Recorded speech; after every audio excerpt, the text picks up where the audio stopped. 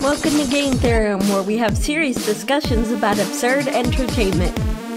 This world of ours is a crude one. In a word, it is incomplete. It has been and always will be a struggle to survive in this world. We humans and Pokémon are likewise incomplete. Because we are all so lacking, we fight. We maim. It is ugly. Cyrus of Team Galactic. And we're talking about Pokemon again. Yes, for the third time. Yep. What do you think of the quote? It's a good one. Thank you. Interesting. I thought I was really able to bring a lot to that character. Angry voices are voices I can do. That's not saying much. Okay. Well, previously we've done Pokemon episodes, so just to do a bit of a recap on that. First one was from Arceus to Mewtwo. We were describing the evolution of the Pokemon universe and how it came to be. So after we covered the first, 13 billion years, we decided, okay, let's cover the next 10. Yeah. And that's when we did our Generations 1 and 3 episode, where we talked about the adventures of Red and Kanto, and then there was also Hoenn, the Hoenn region, Ruby, Sapphire, whole bunch of games and everything. Now we are going to be moving on from that, starting with Gen 2, but we'll get to some others, probably 4 and maybe something else. So Kira and I worked on these notes together, right? Yep. Did we say I'm Kyle and Kira? No, That's I don't who we think- are, by the way. Yeah. Okay, are you ready to begin, Kira? Yep. Oh, okay, there was something I was supposed to mention earlier on. I guess now is as good a time as any to do it. Yeah. But no, I don't want to talk about the new generation. But Let's Go Pikachu and Eevee was released since we did our last Pokemon episode, right? Oh, yeah. It's essentially identical to Red, Blue, and Green, Oh, yeah. except you start with a Pikachu or an Eevee. So I guess more like Yellow. But you get to actually choose Eevee if you want it. The gameplay is slightly different, but story-wise, it's identical, really. It's just a Kanto remake. Exactly.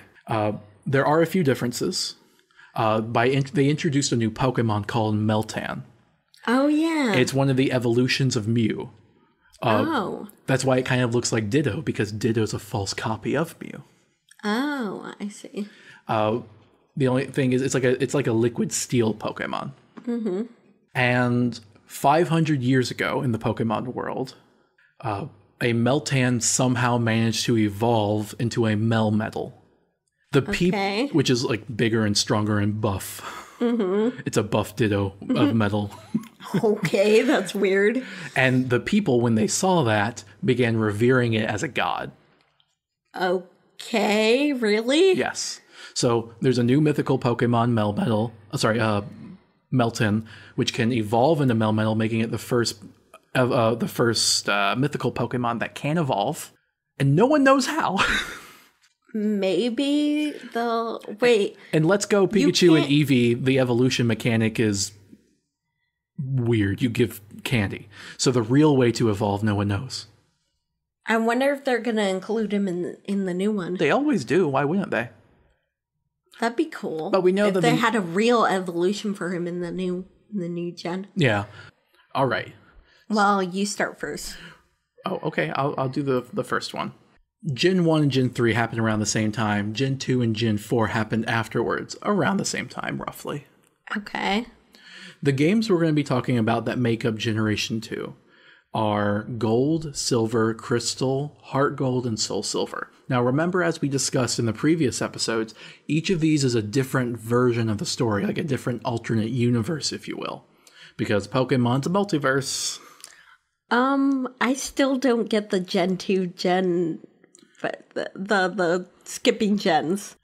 Well, Gen 1, Gen 3 happened, and then Gen 2, Gen 4 happened. How did it happen in that order? Well, it's because of the way the remakes of the games were released. Okay. So it got a little jumbled out of order. Because Gen 1's remake was released alongside Gen 3, same with Gen 2 to Gen 4. Oh, okay. Okay. That was probably even more confusing.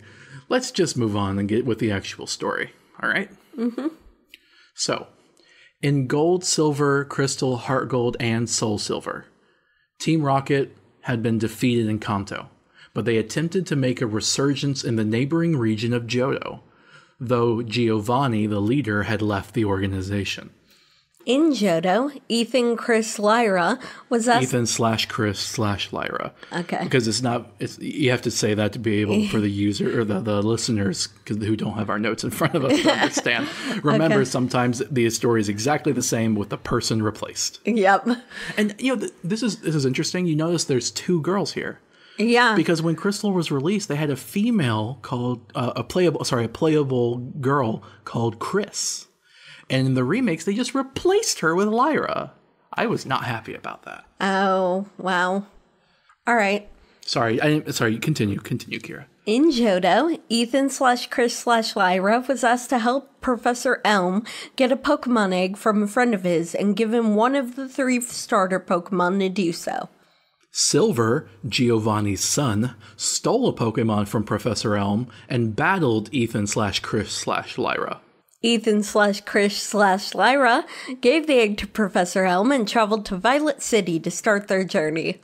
They defeated the Violet gym leader, Faulkner. An assistant of Professor Elm gave the egg to Ethan/Chris/Lyra, which later hatched into a Togepi. That's kind of how Misty got her Togepi. Yeah, Well, it was inspired by this story, rather. Yep. Ethan/Chris/Lyra traveled to Azalea Town, where they defeated a reformed Team Rocket who were planning on cutting off and selling Slowpoke tails to make money. Yeah, the old games had more dark themes. They were willing to do more mature stories. Isn't there still a game corner in this game? Yes, casinos will continue to be a thing until Gen 5 or 6. Yeah. Yeah. All right, Ethan/Chris/Lyra defeated Azalea Town's gym leader, Bugsy. They then traveled to Goldenrod City and defeated the gym leader, Whitney, there. By the way, she's really known for being a very hard gym leader. Oh, because of her miltank? Yes. I've heard of that. I haven't played these games, and I've heard of that. Ash actually lost to her. He did? Yeah. He lost to the miltank, didn't he? Yes. I think he got on the second try or something. My anime memory is fuzzy. That's funny. They traveled to Ekritique and defeated the gym leader Morty there. Is that what it's called, Ekritique? Yeah. In Ekritique, Ethan/Chris/Lyra visited the Burn Tower, which awakened Entei, Raikou, and Suicune, who then started to roam Johto. Oh, that's cool. Because we mentioned in the very first episode the whole event with the Burn Tower and Ho-Oh and creating the dogs, but they had been dormant, the legendary beasts. Now you've awoken them. All right. Ethan/Chris/Lyra traveled to Olivine City, but were unable to battle the gym leader. They then traveled to Cyanwood City and defeated the gym leader, Chuck. Is this tree names for all the towns and cities here? At least variants thereof. I think so. Ethan/Chris/Lyra went back to Olivine City and defeated the gym leader, Jasmine. In Crystal only, Ethan/Chris challenged the Battle Tower next to Olivine City. That's where the concept of the Battle Tower was first developed. Mm-hmm. In Gold, Silver, Crystal, Heart Gold, and Soul Silver, they then went to Mahogany Town and continued to the Lake of Rage, where they were extorted by some Team Rocket grunts. Oh, is this where the Lake of Rage first appears? Yes. Ethan/Chris/Lyra caught a shiny red Gyarados and met Lance, who revealed Team Rocket's hideout. So this is where the concept of shiny Pokemon are introduced, and they started off by giving you a free one, a red dragon, snake, fish, carp thing. In case you guys don't know what the red Gyarados looks like.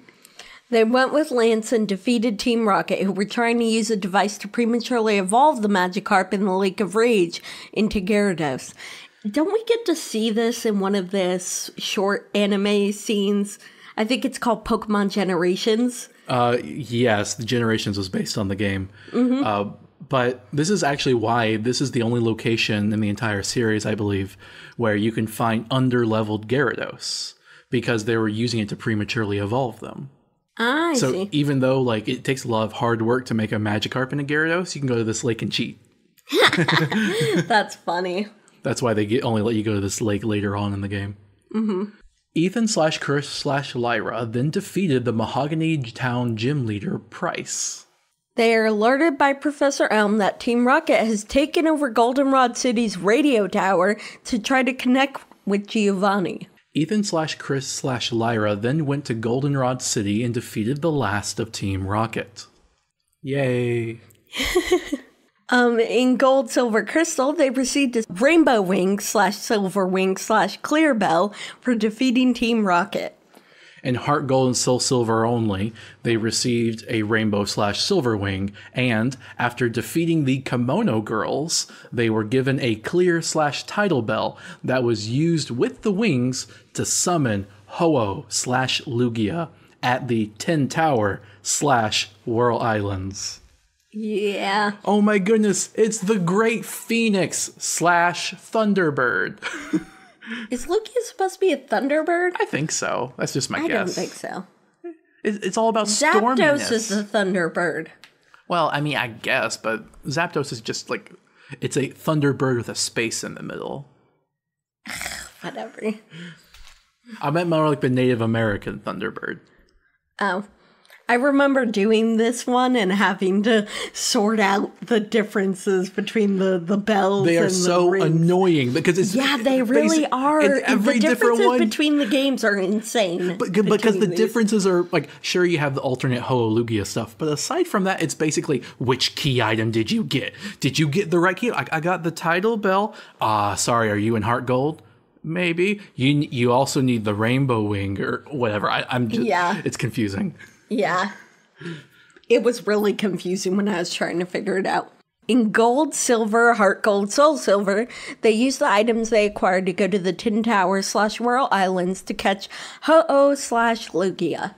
In Crystal only, Ethan slash Chris used the Clear Bell to enter Tin Tower and catch Suicune.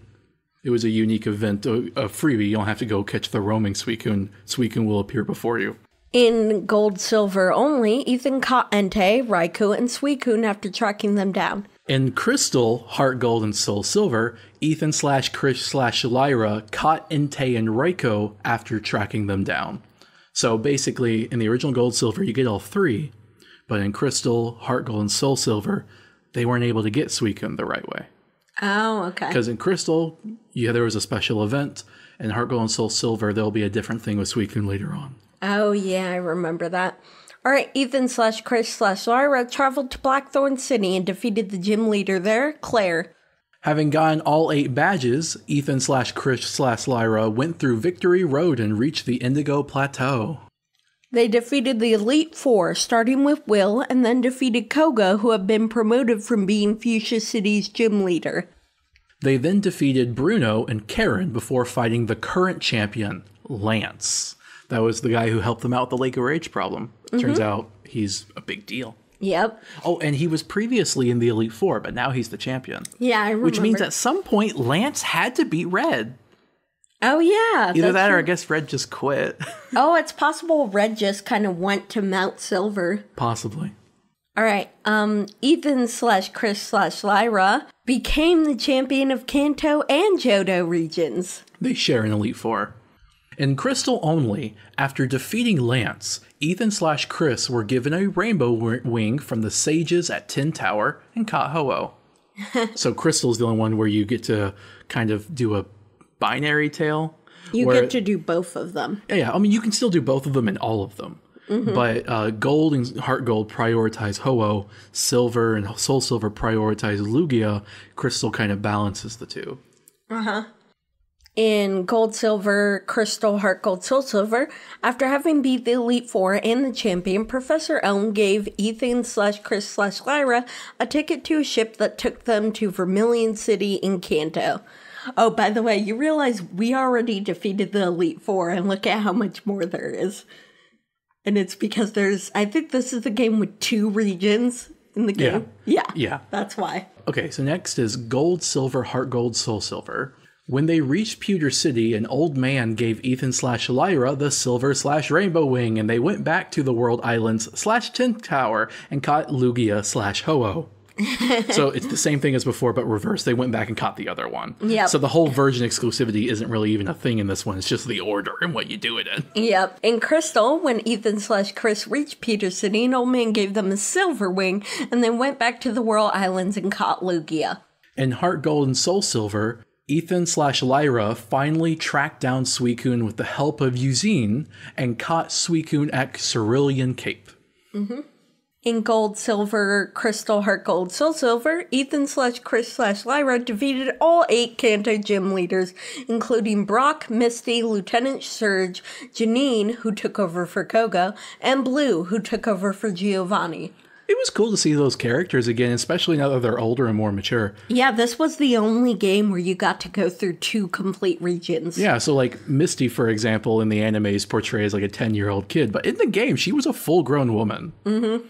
After Ethan/Chris/Lyra got all 8 Kanto Gym badges, they defeated the Pokemon Master Red at Silver Cave and Mount Silver. Yep. He's the hardest trainer to beat in the entire game. He has a full team of 6 that are all trained up and actually battle-worthy. A level 81 Pikachu. Oh my god. Yeah. He just never evolved it. And he has a famous quote whenever you battle him. Yeah. ... That's funny. He never says anything. But, okay, this is the annoying thing. What? Where's Leaf, huh? What? Leaf was the female equivalent to Red. Oh, I don't know. They just forgot about her. Red killed her. What? No, I'm kidding. I'm kidding. Okay. Yeah. Patriarchy. Let's move on. In Heart Gold and Soul Silver, Ethan/Lyra caught Mewtwo in Cerulean Cave. Yeah, you could do that in the first generation, not in Gold and Silver, but in Heart Gold and Soul Silver, they decided to add that back in. Mm-hmm. Why was Mewtwo there? Go check out the first episode again. The answer is he just kind of decided to live there. Okay.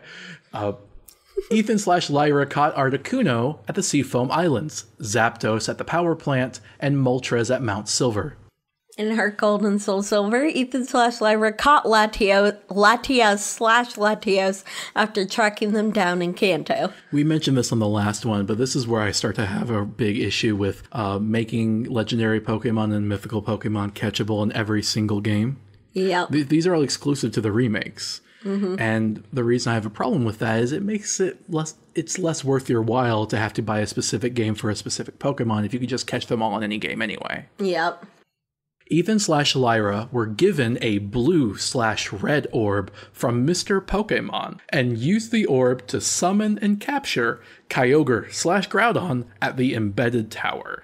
Ethan/Lyra traded with an alternate universe in which Groudon/Kyogre had been captured at the Embedded Tower instead.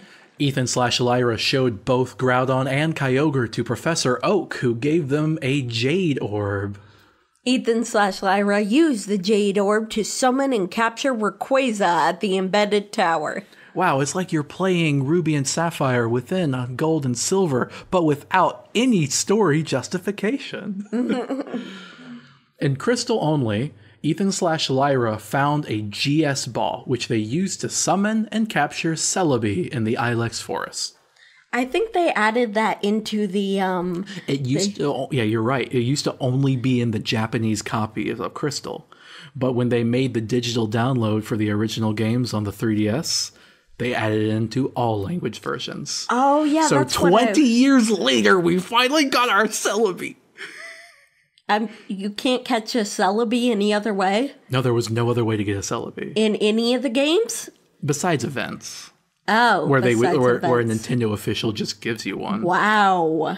Okay, well I can't wait to play Crystal and get Celebi. Like, Celebi appears as an NPC in Colosseum, like we mentioned in the last one, but you couldn't actually even catch it. Oh, yeah, that sucks.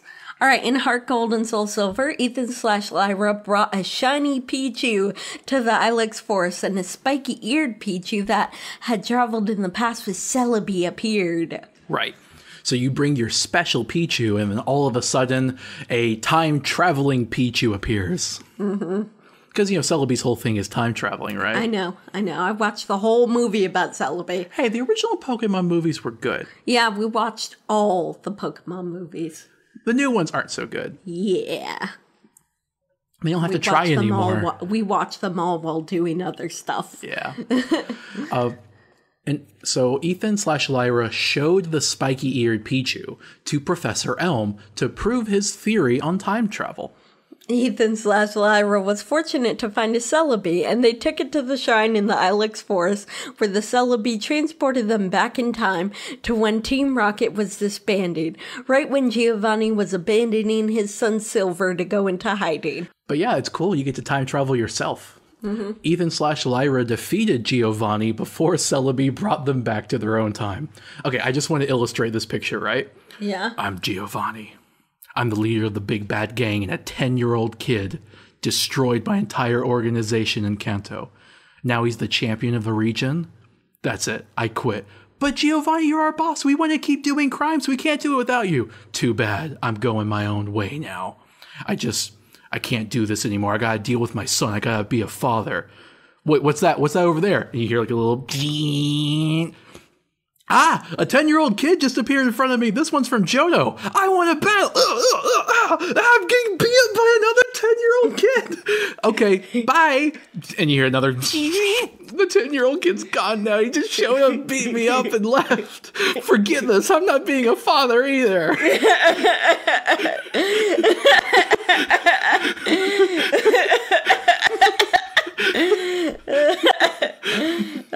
That's funny.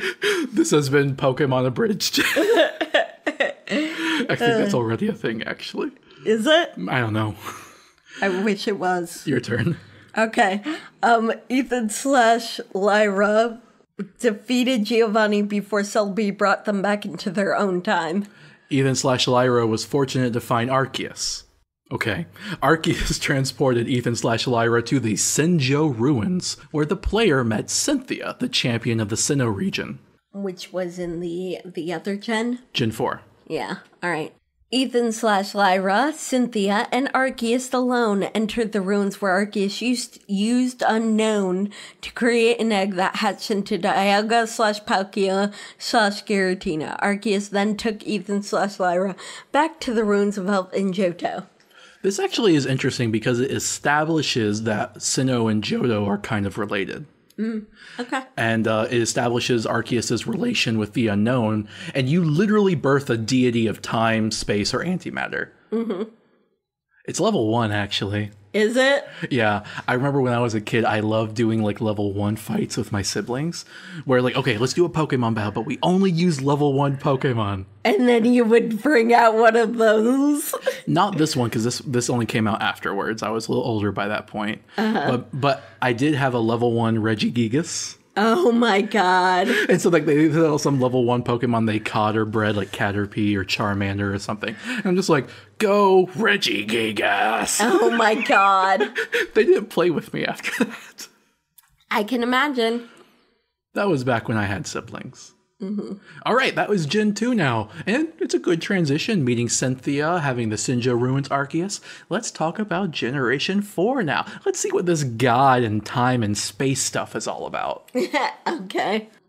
Oh, the games for Generation 4 are Diamond, Pearl, and Platinum. There's only 3, at least until the remakes come out. Bet you they'll be out within 2 years. You think so? You think they're going to be on Switch? Calling it. Switch, yeah. Yeah? Yeah. They got Sword and Shield coming out. I bet you they will be called... I bet you they'll be called Diamond Ring and Pearl Necklace. Oh, what's Platinum going to be called? No, they won't make one. They won't make Platinum. I wouldn't be surprised if you were correct, but let's go. Yeah? Can I get like $5 or something if I'm right? Is it? Why would you ask me that? I want to bet, but I don't want to actually put up my own money. That's so unfair. Is that a no? Fine, whatever. No, it's not fair. I won't do it. Let's just talk about the story. All right. In Diamond and Pearl, Lucas/Dawn watched a newscast about the red Gyarados sighting in Johto from their home in Twinleaf Town in the region of Sinnoh. In Platinum only, Lucas/Dawn watched a newscast about Professor Rowan from their home in Twinleaf Town in the region of Sinnoh. So they just erased that from Platinum for no good reason. Yep. In Diamond and Pearl, Sinnoh's climate was mildly chilly, so Lucas/Dom wore casual clothing. But in Platinum, Sinnoh's climate was very cold, so Lucas/Dawn wore thick clothing. Yeah, they're more covered up. It's the only time where the temperature of the region varies so significantly from a third version to the other two. Can you really tell that it varies that much? Yeah, they changed the artwork. I feel like when they decided to make Platinum, they're like, we really should have made it colder because of how far north it is. Okay. In Diamond Pearl Platinum, Team Galactic was a criminal gang that wanted to control some very powerful Pokemon to recreate the universe and make a better one to take its place. They were searching Sinnoh, the place where Arceus once had touched the land. Lucas/Dawn and their rival, Barry, went to Lake Verity and met with Professor Rowan briefly. In Diamond and Pearl, Lucas/Dawn and Barry were attacked by a wild Starly, and so they each chose a starter Pokemon from a briefcase Rowan left behind to defend themselves. Keep in mind, this is like the weakest bird Pokemon. Mm-hmm. Back in my day, we were at least attacked by dogs. That was in check out last episode. In Diamond Pearl Platinum, Lucas/Dawn and Barry went to Sandgem Town and saw Rowan with his grandchild, Dawn/Lucas. Rowan let them have their pick of starter Pokemon and asked Lucas/Dawn, Barry, and Dawn/Lucas to fill the Pokedex for him. So they all left to start their journey. Wait a sec. So they got a starter Pokemon in Diamond and Pearl, and then they also got another one? No, he just let them keep it. Oh, I see. But yeah, you have a rival, and then the grandchild of the professor is the gender of your character that you didn't pick. Oh, wow. All right. In Diamond Pearl Platinum, Lucas/Dawn returned home to see their mom, but Barry's mom asked Lucas/Dawn to deliver a parcel to Barry, who had already left for Jubilife City. Jubilife? Yes. Wow. Lucas/Dawn delivered the parcel to Barry. The parcel contained 2 maps, and they each kept one. Oh, I see. In Diamond Pearl Platinum, the owner of the Poketech company gave Lucas/Dawn a Poketech? It's Poke-Etch. Poke-Etch? Yeah. Ugh. Okay, the owner of the Poke-Etch company gave Lucas/Dawn a Poke-Etch for participating in a trivia game with some clowns. You laugh, but they were taking advantage of the touchscreen so you could actually draw and stuff on it. I liked it. That's cool. There was literally a notepad where you could just take notes on your adventures and whatnot. But you couldn't save any of them. It's ridiculous. In Platinum only, Lucas/Dawn met Looker, an international agent who was investigating Team Galactic. In Diamond There's an international? That's a thing in Pokemon? Apparently. I'm guessing interregion? Would probably be more technically accurate, but yeah. I guess supposedly they have nations. Why was he called Looker? That was his code name. Okay, then. Was he called that because he was supposedly handsome? Yes. That's dumb. It's just because you haven't seen name. Him. You haven't I seen... have seen him. Oh, come on. You obviously haven't if you're that incredulous. Did you look at his jawline? Oh, my God. In Diamond Pearl Platinum, Lucas/Dawn traveled to Oreburgh City and defeated the gym leader, Roark. They passed through Floroma Town and encountered members of Team Galactic trying to take over the Valley Windworks. They defeated them, including their leader, Commander Mars. Lucas/Dawn, when passing through Eterna Forest, escorted a woman named Cheryl to safety. They traveled to Eterna City, where they found an entrance into the underground, a vast maze of tunnels beneath Sinnoh, where they created some underground bases. Oh, yeah, I forgot that was a thing. It was kind of fun. Yeah. I like Gen 4. Lucas/Dawn, back in Eterna City, defeated the gym leader, Gardenia. They defeated Team Galactic Commander Jupiter to rescue Pokemon she had stolen. They visited the old chateau, which was haunted by ghosts, including a Rotom that they caught. We should talk about all the ghost stories in Pokemon one day. That was only in Platinum, actually. Yeah, yep. But we should talk about that one day because they were in the first few games with Lavender Town and whatnot. Mm-hmm. And I don't think they meant for it to be as scary as it was, but because kids were playing it, it was scary. And then they kind of backed off from it. Yeah. But then they really went in. In fact, in the modern Pokemon games, they have terrifying stuff that doesn't look terrifying, but if you think about it.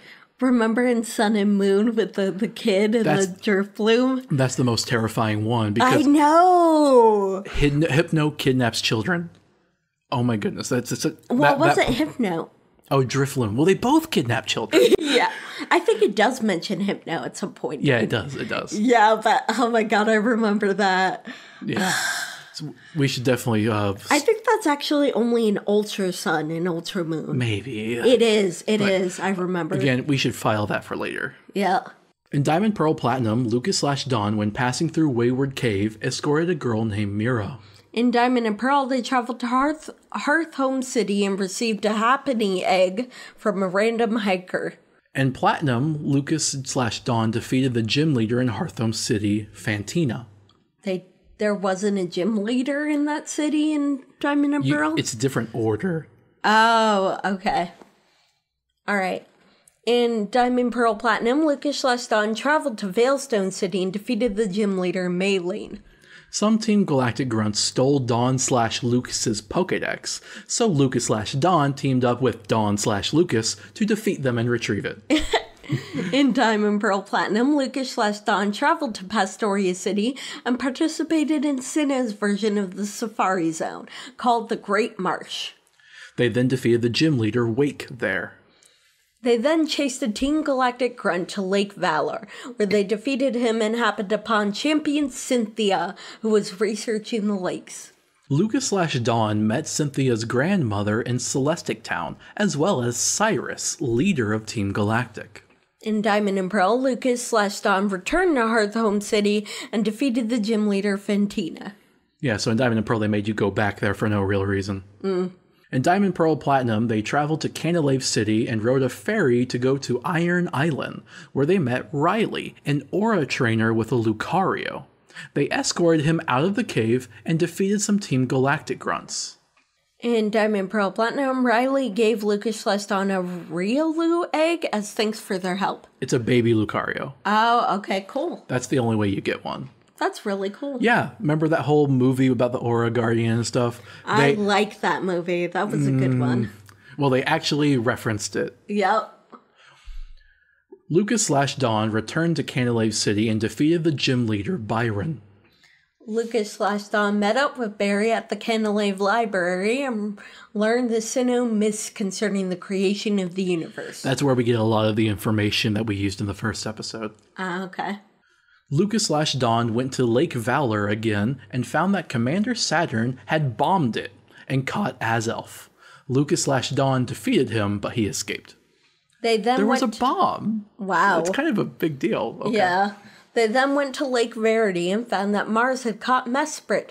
They defeated her again, but she escaped. These are legendary Pokemon. Yeah. They traveled through and across Mount Coronet until they reached Snow Point City. They defeated the gym leader there, Candace. Barry traveled to Lake Acuity to stop Jupiter from catching Oxy, but Barry was defeated. Lucas/Dawn arrived too late. Lucas/Dawn raided Galactic HQ and defeated their leader Cyrus, but he escaped. However, they did manage to rescue Azelf, Mesprit, and Uxie after defeating Saturn again. It's almost like the hero character is literally a 10-year-old child who can only send Pokemon to attack other Pokemon and is completely incapable of stopping grown adults from committing crimes. That's funny. This will be perfectly fine. The criminals will be able to get away with it as long as their plans don't hinge on a Pokemon battle. That's funny. Saturn told Lucas/Dawn that Cyrus used the lab to make a red chain from crystals collected from the Lake Guardians. Cyrus left for the peak of Mount Coronet to use the red chain and fulfill his master plan, and Lucas/Dawn followed after them. And Diamond and Pearl only, the summit of Mount Coronet, Spear Pillar, was where Cyrus used the red chain to beckon Dialga/Palkia to appear before him, and he used the red chain to tether it to this reality. In Diamond Pearl Platinum, Lucas/Dawn teamed up with Barry to defeat Mars and Jupiter on Spear Pillar. In Diamond and Pearl only, Dialga/Palkia obeyed Cyrus's orders and began attempting to create a new universe. But Azelf, Mesprit, and Uxie appeared and broke the chain. In Diamond and Pearl only, Cyrus and Rage battled Lucas/Dawn, but he was defeated again. Dialga/Palkia wiped out the rest of Team Galactic on its own. Lucas/Dawn calmed Dialga/Palkia down and caught it. I guess that was okay for you to do it because you were nice about it. Pikachu, use Thunderbolt. This is nice. Rowan and Dawn/Lucas congratulated Lucas/Dawn on saving the universe. In Platinum only, Spear Pillar was where Cyrus used the red chain to beckon Dialga and Palkia to appear before him, and he used the red chain to tether both of them to this reality. Azelf, Mesprit, and Uxie appeared but were unable to stop both Dialga and Palkia. Suddenly, Giratina swallowed everyone up with a portal. Cynthia arrived, and she asked Lucas/Dawn to prevent the portal from swallowing the whole world, so Lucas/Dawn entered the portal. By the way, they couldn't bother actually writing Giratina in the story. Giratina just shows up in this one being like, hey, everybody! Mm-hmm. I mean, not that Giratina talks. It would probably be more like... Okay, come on. Okay, come on. That sounds ominous. Uh-huh. The portal took Lucas/Dawn to an alternate universe called the Distortion World, where Giratina originally resided. Cyrus tried to stop Lucas/Dawn, but he was defeated. Lucas/Dawn calmed Giratina in its origin form, and the Distortion World down by catching it. Giratina opened the portal to allow Lucas/Dawn and Cynthia to return to Spear Pillar. In Diamond and Pearl, Saturn became the new leader of Team Galactic, but he came to a realization that their motivations were foolish. He shut down the Galactic HQ. In Diamond, Pearl, and Platinum, Lucas/Dawn tried to find Mesprit in Lake Verity, but it escaped. Mesprit began roaming Sinnoh, and Lucas/Dawn tracked it down and caught it. They caught Azelf in Lake Valor.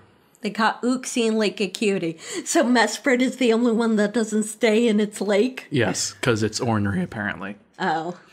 They went to Sunny Shore City and defeated their last gym leader, Volkner. They went through Victory Road, escorted Marley, and then battled Barry. Lucas/Dawn defeated the Elite Four, Aaron, Bertha, Flint, and Lucian. They then had to fight the champion, Cynthia, and won. She's the coolest champion, to be honest. I know.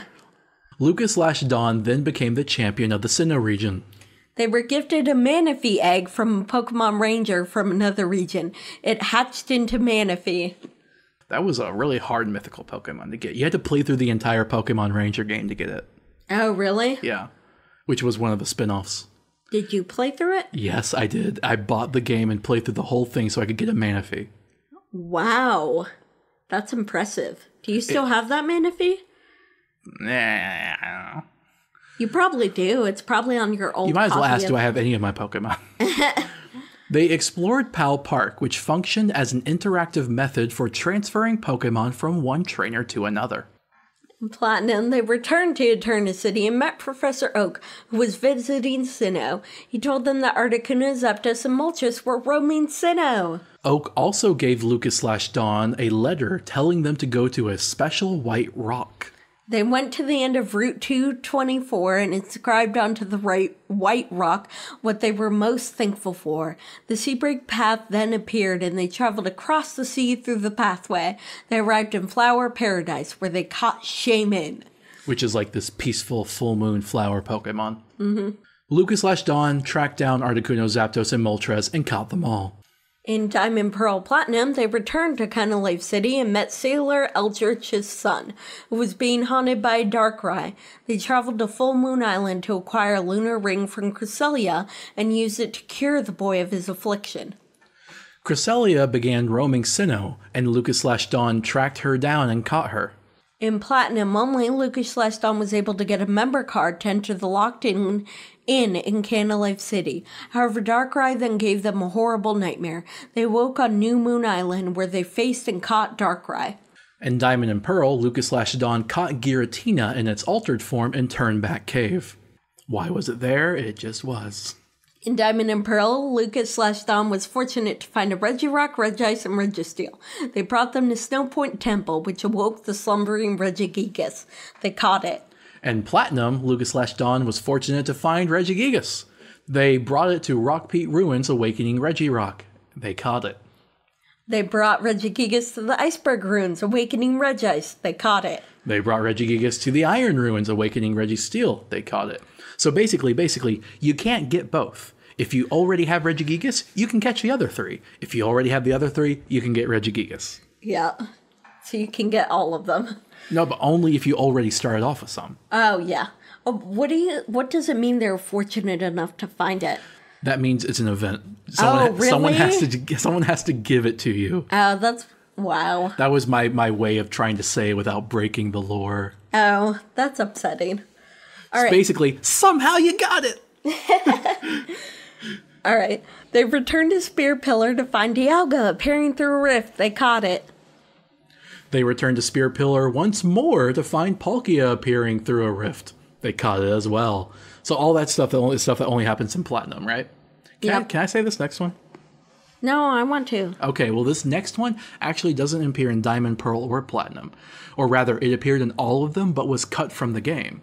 But it's actually the only legitimate way to obtain this Pokemon, so we wanted to at least give it a mention. All right, Lucas/Dom was able to get the Azure Flute, which they played at Spear Pillar. A heavenly staircase appeared, to which they climbed into the sky, entering the Hall of Origin, a magical palace constructed by Arceus. Arceus battled Lucas/Dom and allowed itself to be caught. That's how you're supposed to get Arceus, but it was cut from the game for no good reason. Yeah, they already had the item and the area and everything there. Well, you can actually cheat to get the item and experience the event. It's completely in there except for the activator. Yeah, that's ridiculous. In Diamond, Pearl, and Platinum, they rode a ferry to the Battle Zone part of the Sinnoh region. In Platinum, Lucas/Dom and Barry teamed up in a rematch against Flint and Volkner. Two of the gym leaders. In Diamond and Pearl, they challenged the battle tower in the fight area until they eventually defeated the Tower Tycoon Palmer. In Platinum only, Lucas/Dom and Barry entered the battle frontier and competed in various battles. They competed in the battle tower, where they fought traditional versus battles. After defeating many opponents, they challenged the Tower Tycoon Palmer and won. They're reusing the battle frontier idea, which is always a plus in my opinion. Yeah. Wait, where was the battle frontier originally? No, it's only in Platinum. Oh, okay. Well, I mean, originally it was an Emerald. Oh, so the battle frontier is from Emerald. Yeah, but they're reusing it here. Yeah, that's cool. All right. They competed in the Battle Factory, where they battled with rental Pokemon. After defeating many opponents, they challenged the factory head Thornton and won. The thing that I preferred the Emerald version, because the Emerald version was like its whole island with its own culture and everything. This is just like part of a bigger island. Mm-hmm. It's like a town, really. Yep. They competed in the Battle Arcade, where they battled with randomized effects. After defeating many opponents, they challenged the arcade star Dahlia and won. What does randomized effects mean? Like, there's like a roulette wheel. Oh, okay. So you can't choose your actions? No, you can, but there's a roulette wheel that will go and do unexpected things while you're battling or before you battle and whatnot. Oh, okay. They competed in the Battle Castle, where battles were done for the enjoyment of Lady Caitlin. She awarded points on performing interesting feats in battle. After defeating many opponents, they challenged the castle valet Durak and won. That's funny. Yep. That's different. Mm-hmm. They competed in the Battle Hall, where they had one-on-one type-based battles.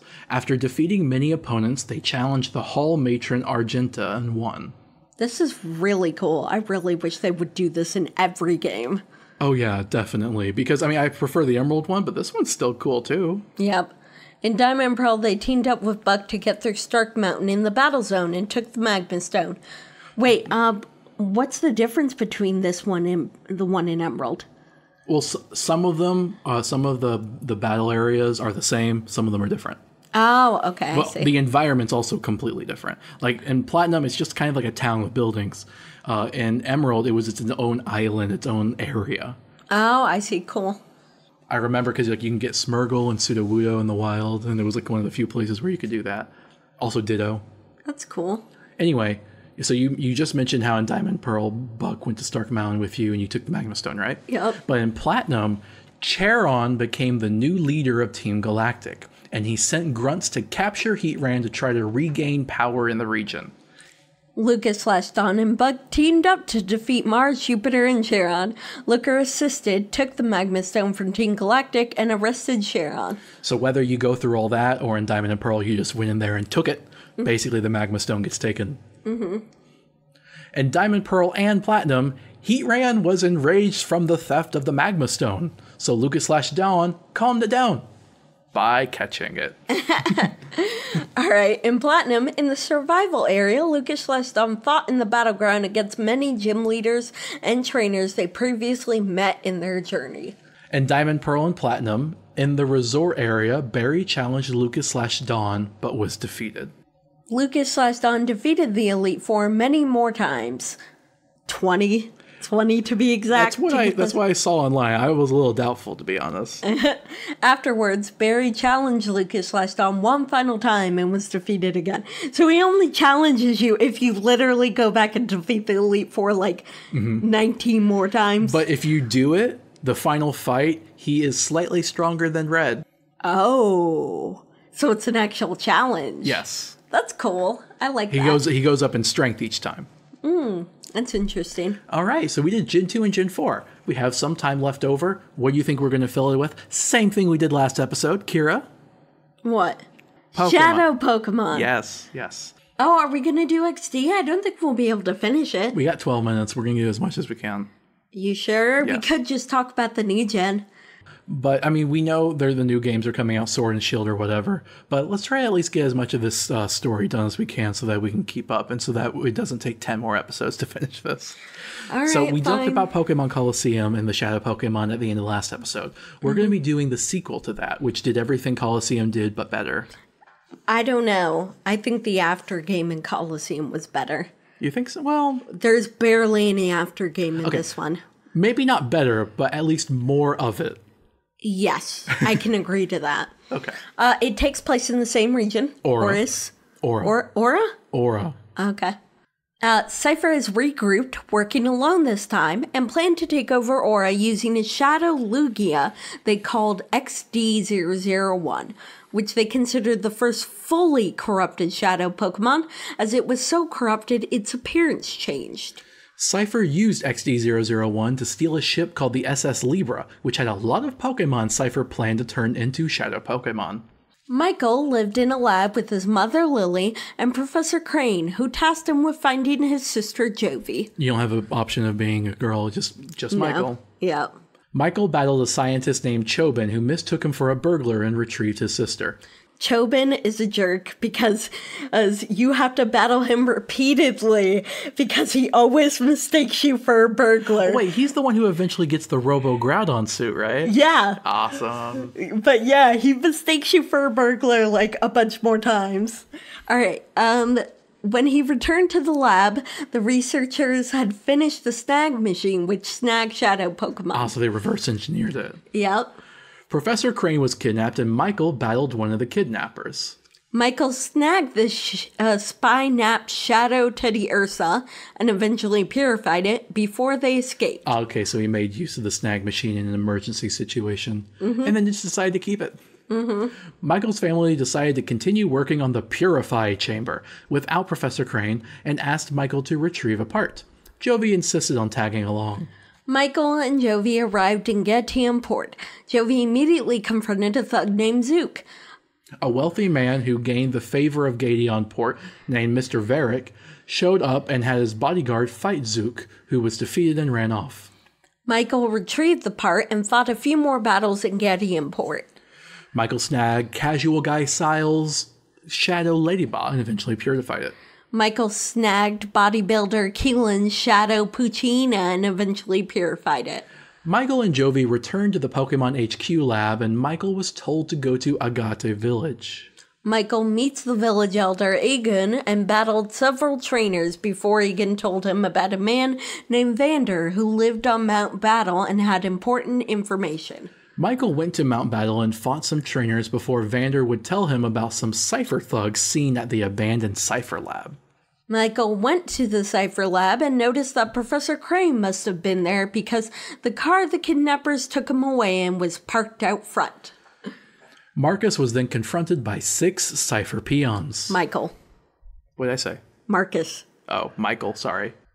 Michael snagged Cypher peon Re-6's Shadow Houndor and eventually purified it. Michael snagged Cypher peon Blue 6's Shadow Spheal and eventually purified it. Michael snagged Cypher peon Brow 6's Shadow Baltoy and eventually purified it. Yellow 6's Shadow Mareep, etc. Perp 6's Shadow Gulpin. Grease 6's Shadow Seedot. Michael went inside and fought a few more Cypher peons. There's a lot of maybe pointless battles in this game. Yeah, by the way, those are called the, what are they called? The Hex Color Brothers or something like that. If that was the case, you should have written that down. I do write it down later. Oh. Yeah. Michael went inside and fought a few more Cypher peons. Michael snagged Cypher peon Nexier's Shadow Spinnerack and eventually purified it. Michael found Professor Crane, who was being asked by Naps to help with XD001. Michael fought several more Cypher peons. He snagged Cypher peon Solux's Shadow Numal and eventually purified it. Cypher peon Cabble's Shadow Carvana. And then Cypher R&D Klotz's Shadow Shroomlish and eventually purified it. Yeah. Michael finally reached where Professor Crane was being guarded by Naps and defeated him. Michael was confronted by R&D Techut and a Cypher admin named Lavrina. Michael snagged Cypher admin Lavrina's Shadow Delcatty and eventually purified it. Michael brought Professor Crane back to the Pokemon HQ lab and was told to send a data ROM to Pyrite Town. Michael traveled to Pyrite Town and delivered the data ROM before visiting the cave Pokespot. Half of this is just fetch quests. Yep. Michael ran into Folly, Trudley, and Mirror B. Michael snagged... Remember Mirror B from the last one? Michael snagged Wanderer Mirror B Shadow Volturb and eventually purified it. Also, you can go and fight Mirror B if you ever miss any of the Shadow Pokemon that you try to catch. Cool. But he's hard to track down. Yeah, but you get an alert every time he appears. It's the game's way of making sure that you don't miss any of the Pokemon because there's so few. Michael went back to the OMBS HQ in Pyrite Town and found that Cypher had invaded the place. Michael battled several Cypher peons on the way to the roof. Michael snagged Cypher peon Torkin's Shadow Makuita and eventually purified it. Cypher peon Messin's Shadow Vulpix. Lobar's Shadow Duskull. Felda's Shadow Ralts. Michael reached the roof of ONBS and was confronted by Exol, who was one of the people that kidnapped Professor Crane. Michael snagged Cypher Commander Exol's Shadow Mawile and eventually purified it. But Exol escaped with the data ROM. Michael is informed that Cypher took the SS Libra and of their plan to take over Phoenix City by impersonating all the townspeople, locking them all up, and cutting communication outside the city. He is told to inform the mayor of their plan. Genius. Michael traveled to Phoenix City but wasn't allowed in. Instead was told to deliver some battle CDs to the Relgum Tower, Cypher's old HQ. Michael, they act really suspiciously when they're not letting you into the city, and they give you this dumb fetch quest to do it. Michael delivered the CDs and returned to Phoenix City. I'm not going to go over Relgam Tower, but basically you turn in the CDs, you do a battle, and then you get rewards. Yeah. Michael went to the mayor's house only to be confronted by his secretary, who turned out to be a Cypher peon in disguise after he found a note left by the mayor. Michael snagged Cypher Peon X's Shadow Snowrunt and eventually purified it. Michael was confronted by another peon and then defeated the Hexagon brothers again. Michael snagged Cypher Peon Gonreg Shadow Pineco and eventually purified it. Michael entered the pre-gym at Phoenix and was confronted by several peons. Michael snagged Cypher Peon Eloan's Shadow Natu and eventually purified it. Then facing Shadow Rosalia. Faustin Shadow Meowth. Michael was told by Faustin that the townspeople that the Cypher peons were impersonating were in the basement. Then Michael traveled to the Phoenix Stadium to get to the key to free the townspeople, but was confronted by more Cypher peons. Michael snagged Cypher Peon Grek Shadow Swinob and eventually purified it. As in Shadow Spearow. faultly Shadow Grimer. And then Michael was confronted by Cypher admin Snaddle and his peon when he tried to get the key. Michael snagged Cypher Peon Eggrog Shadow Seal and eventually purified it. Then Michael snagged Cypher admin Shaddle's Shadow Lunatone and eventually purified it. You didn't say that right. Michael snagged Cypher admin Snaddle's Shadow Lunatone. Yeah, I said Snaddle Shadow. Michael freed the townspeople and is then told the SS Libra and his strange building with Cypher goons hanging around were seen in the desert. Yeah, because Aura's mostly desert, so you take a bow and just drop it in the desert. I mean, it's going to be kind of noticeable. Mm-hmm. Michael discovered he needed to advance wheels to go to the SS Libra. Michael traveled back to the Pokemon HQ lab and retrieved the advanced wheels from Chobin after being mistaken for a robber again before going to the desert and exploring the SS Libra. Michael defeated... we're going to have to end it here. Okay. We're running out of time. Yeah, I'll make a note and we'll just pick up there where we left off. Okay, sounds good. Yeah, XD's just full of a lot more bloat than the other ones are. Yep. I was really hoping we could get there in time. You were right, Kira. Sorry. It's okay. Well, this has been Game Theorem. We have a Patreon if you care, and we have an email if you care, but you guys don't care. And so reverse psychology will get money for our... Don't ruin it, Kira. Be sad. Be sad. Pout audibly. How do you... Like, you just gotta make a puppy sound, and I don't do that well. Yeah. I do it well. Yes, you do it very well. Do it louder so they can hear.